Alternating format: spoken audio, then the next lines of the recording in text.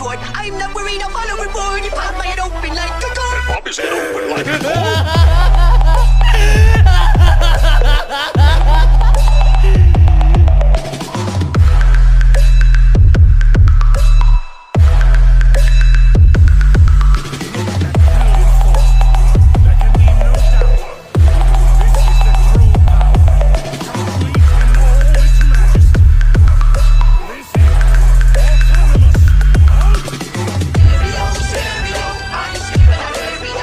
इस एपिसोड की स्टार्टिंग में हम ये जान पाते हैं कि गोकू अपने काफ़ी सारे वेरिएंट्स को अपने अंदर एब्जॉर्ब कर चुका है।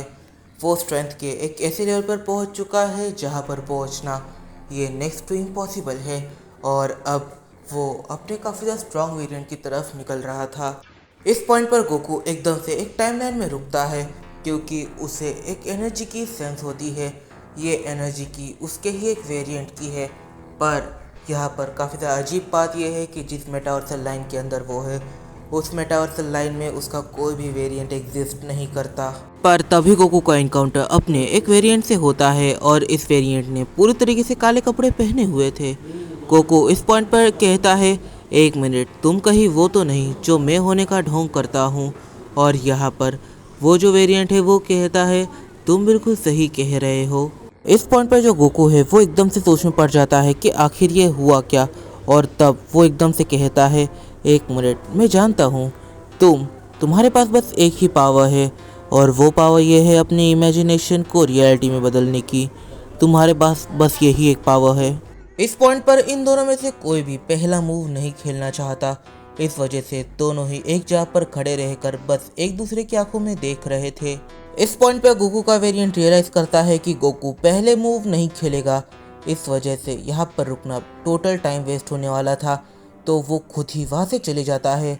गोकू इस पॉइंट पर समझने की कोशिश करता है कि वो अपने इस वेरिएंट से कैसे निपट सकता है, कि तभी उसे याद आता है अपना काफ़ी पुराना वेरिएंट जो उसकी हेल्प कर चुका है। फिर गोकू अपने वेरिएंट के पास जाने लगता है, और यहाँ पर हम उस वेरिएंट की बात कर रहे हैं जिसने गोकू को थोड़ी सी पावर दी थी, जो गोकू से सबसे पहले मिला था, बाकी वेरिएंट से भी पहले।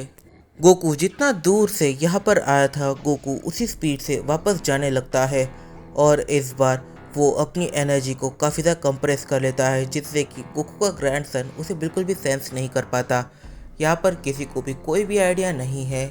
जब गोकू अपने उस वेरिएंट के पास पहुँचता है, तब वो वेरिएंट गोकू से कहता है, तो मुझे लगा ही था तुम मेरे पास आओगे, तो चलो अब मैं तुम्हें एक्सप्लेन करता हूँ कि आखिर तुम्हारे साथ हुआ क्या, और आखिर वो वेरिएंट को था। और वो बताना स्टार्ट करता है।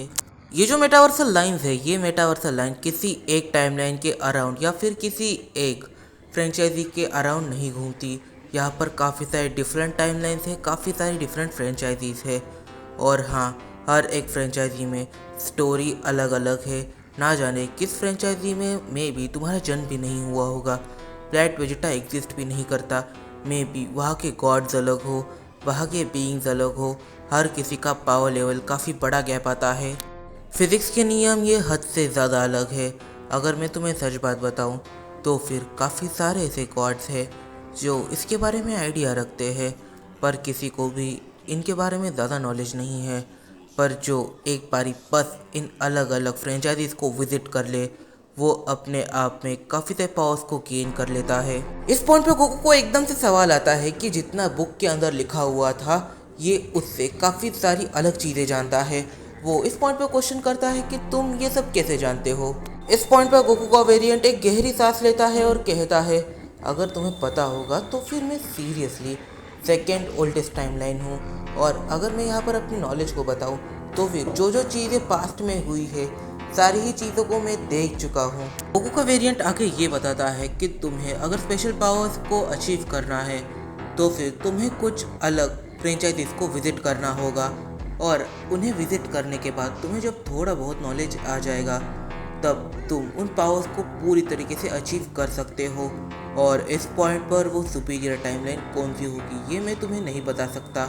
जब गोकू इसकी वजह पूछता है, तब गोकू को ये पता चलता है कि इन टाइमलाइंस के बारे में उसके वेरिएंट को तक कुछ भी नहीं पता है। बस एक ही वेरिएंट है जो इसके बारे में जानता है, और वो प्रीवियस वेरिएंट था जो उससे मिला था, जिसने ब्लैक कलर के कपड़े पहने हुए थे। गोकू ने काफी सारे मेटावर्सल लाइंस में ट्रैवल किया, काफी सारी अलग अलग जगहों को ढूंढा और बट उसे कुछ भी ऐसा नहीं मिला जो काफी ज्यादा जरूरी हो।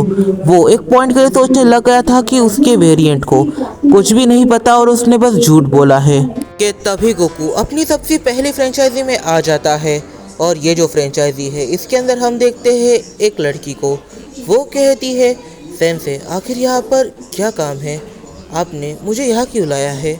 इस पॉइंट पर हम उसके मास्टर को देख पाते हैं। उसका मास्टर कहता है, माँ की योगा, तुम्हारे पास सीरियसली ब्याकुगन है, ज़रा अपने ब्याकुगन का इस्तेमाल करो और सामने जो बिल्डिंग है उसके बारे में मुझे इन्फॉर्मेशन दो। क्या तुम्हें उसके अंदर कोई फिगर दिख रही है। और जब वो ऐसा सच में करती है तब वो कहती है कि उसे यहाँ पर एक ह्यूमन फिगर दिख रही है। और जैसे ही माकी उसे पूरी इन्फॉर्मेशन देती है वैसे ही सातरो हटाके एकदम से उस फिगर के ऊपर अटैक कर देता है। पर जो शख्स इस पॉइंट पर वहाँ पर खड़ा था वो इस अटैक के बारे में कुछ भी नहीं जानता था, तो वो उस अटैक को डॉज नहीं कर पाता। इस पॉइंट पर ये कैरेक्टर इस अटैक के इम्पैक्ट को सहन कर लेता है। वो एकदम से कहता है, एक मिनट, तुम्हें शायद से मैंने कहीं पर देखा है, कहीं तुम सातरो हटाके तो नहीं। सातरो इस पॉइंट पर कहता है, हाँ तुमने बिल्कुल सही पहचाना, मैं वही हूँ जिसके बारे में हर कोई बात करते रहता है। आई एम द स्ट्रॉन्गेस्ट बेबे। कि तभी गोकू एकदम से गहरी सांस लेता है और यहाँ पर वो इस बैटल को देखे बगैर यहाँ से जाने का डिसीजन ले लेता है। उसे ये रियलाइज़ होता है कि ये जो टाइमलाइन है ये वो टाइमलाइन बिल्कुल भी नहीं है जिस टाइमलाइन से उसे पावर मिलनी है। जब भी वो किसी टाइमलाइन के अंदर जाएगा उस टाइमलाइन में उसे मैसिव डिस्ट्रक्शन देखने को मिलेगी या फिर कुछ ऐसा देखने को मिलेगा जो उसे अपनी ओर पूरी तरीके से अट्रैक्ट करेगा। पर इस टाइमलाइन में वो बात ही नहीं है। गोकू इस टाइमलाइन से जाने लगता है। वो जैसे ही इस फ्रेंचाइजी से बाहर निकलता है तब वो यहाँ पर डिसीजन लेता है कि ये कोई भी काम की नहीं थी। कि तभी उसका ध्यान एक अलग ही जगह पर चले जाता है। वो एकदम से उस लोकेशन की तरफ अपनी पूरी स्पीड के अंदर जाने लगता है। वो कहता है, मे बी ये टाइमलाइन मेरे लिए बिल्कुल भी यूज़फुल ना हो, पर इसके साइड वाली टाइमलाइन मेरे लिए कुछ ना कुछ तो यूज़फुल रहेगी। यो तो इस पॉइंट पर इस वीडियो में काफ़ी सारे सवाल निकल के आते हैं। सबसे पहला सवाल, आखिर क्या ये हो सकता है। तो हाँ, इसका एक ही जवाब है, ये हो सकता है, बट काफ़ी अलग तरीके से। मतलब कि यहाँ पर नारुतो के कैरेक्टर एग्जिस्ट नहीं करते, बट एस्थेटिक्स नारुतो की है और यहाँ पर कैरेक्टर एग्जिस्ट करते हैं जुजुत्सु काइसेन के। तो हाँ, अगर तुम यहाँ पर चेंजेस को वैसा सोच कर देखो तो ये कोइंसिडेंस फ्रेंचाइजी बन सकती है।